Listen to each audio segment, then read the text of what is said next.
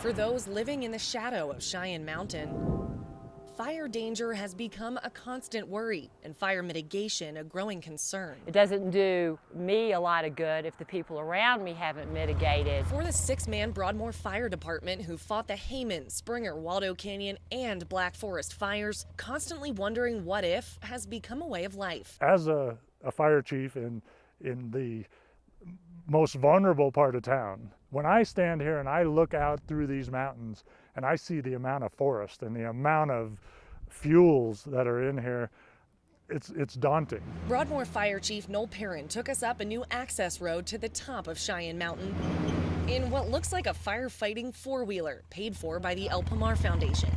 This vehicle was specifically spec'd out to access the backcountry behind the Broadmoor.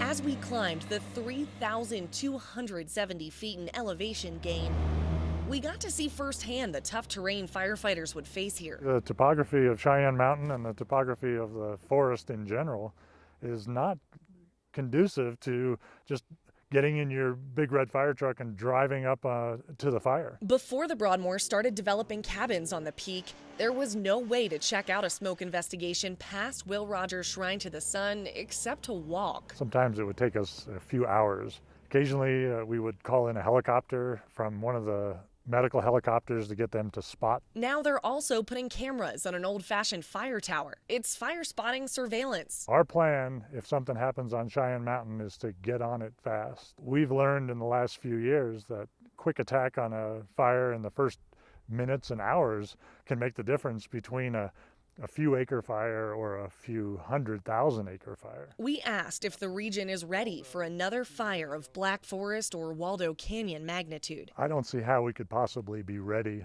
for the kinds of catastrophic firestorms that we've had over these last couple of years. We're going to do everything we possibly can to prepare. We're going to train, regionalize all of our assets, but I can't stand here and say that we're ready for that kind of fire behavior. Beside equipment and training, in order to avoid another devastating wildfire, resident awareness is key. Mitigation is normally done through the years by a natural forest fire. And the only difference is that we put all these houses in the way. Firefighters' biggest obstacles come when residents haven't taken the proper steps to keep a fire from spreading on their own property. Imagine what your house would go through with a shower of flaming embers landing on your roof, landing in your deck.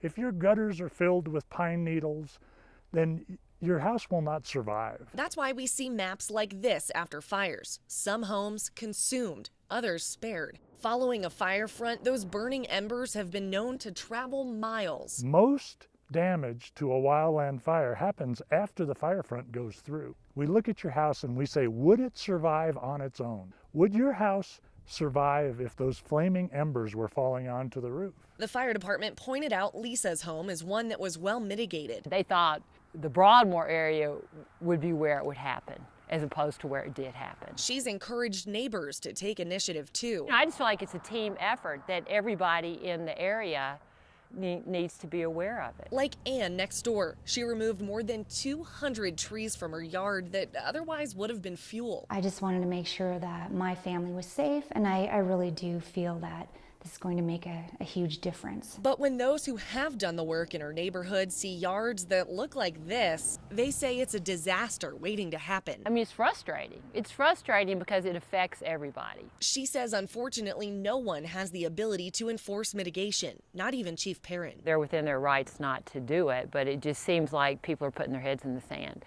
if they think that it can't happen here.